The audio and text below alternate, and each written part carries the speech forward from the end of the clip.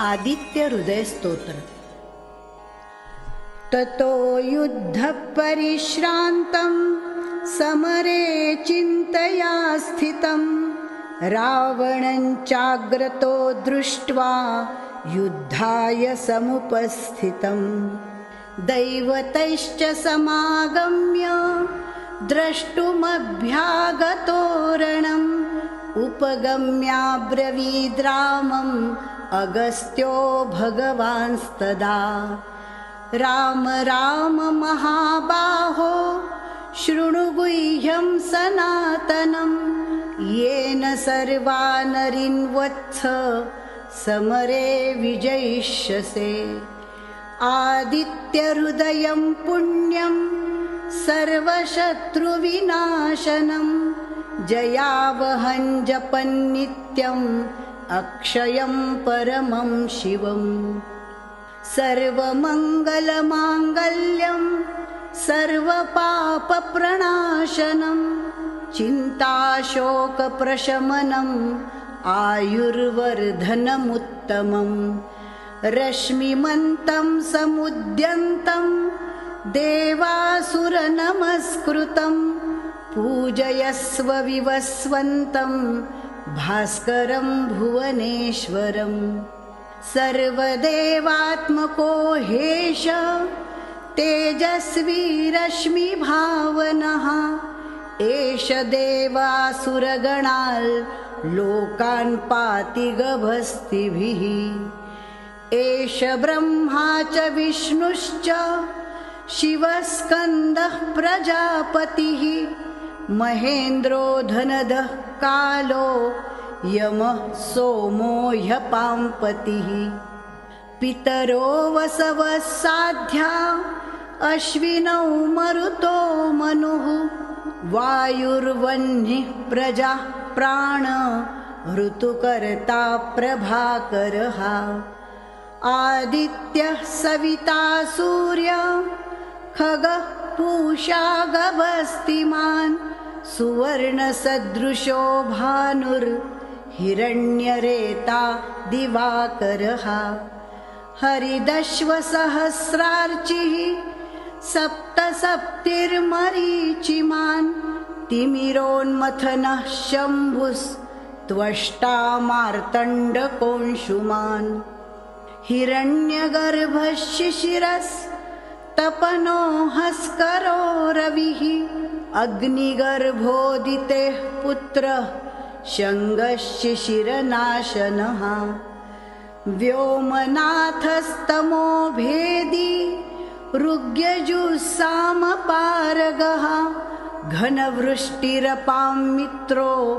विन्ध्यवीथिप्लवङ्गमः आतपी मण्डली मृत्युः पिङ्गलः सर्वतापनः कविर्विश्वो महातेजा रक्तः सर्वभवोद्भवः नक्षत्रग्रहताराणाम् अधिपो विश्वभावनः तेजसामपि तेजस्वी द्वादशात्मन् नमोऽस्तु ते नमः पूर्वाय गिरये पश्चिमायाद्रये नमः ज्योतिर्गणानां पतये दिनाधिपतये नमः जयाय जयभद्राय हर्यश्वाय नमो नमः नमो नमः सहस्रांशो आदित्याय नमो नमः नमः उग्राय वीराय सारंगाय नमो नमः नमः पद्मप्रबोधाय प्रचण्डाय नमोऽस्तु ते ब्रह्मेशानाच्युतेशाय सूरायादित्यवर्चसे भास्वते सर्वभक्षाय रौद्राय वपुषे नमः तमोघ्नाय हिमघ्नाय शत्रुघ्नायामितात्मने कृतघ्नघ्नाय देवाय ज्योतिषां पतये नमः तप्तचामीकराभाय हरये विश्वकर्मणे नमस्तमोभिनिघ्नाय रुचये लोकसाक्षिणे नाशयत्येष वैभूतं तमेव सृजति प्रभुः पायत्येष तपत्येष वर्षत्येष गभस्तिभिः एष सुप्तेषु जागर्ति भूतेषु परिनिष्ठितः एष चैवाग्निहोत्रञ्च फलञ्चैवाग्निहोत्रिणाम् देवाश्च क्रतवश्चैव क्रतूनां फलमेव च यानि कृत्यानि लोकेषु सर्वेषु परमप्रभुः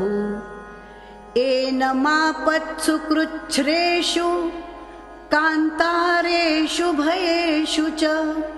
कीर्तयन् पुरुषः कश्चिन् नावसीदति राघव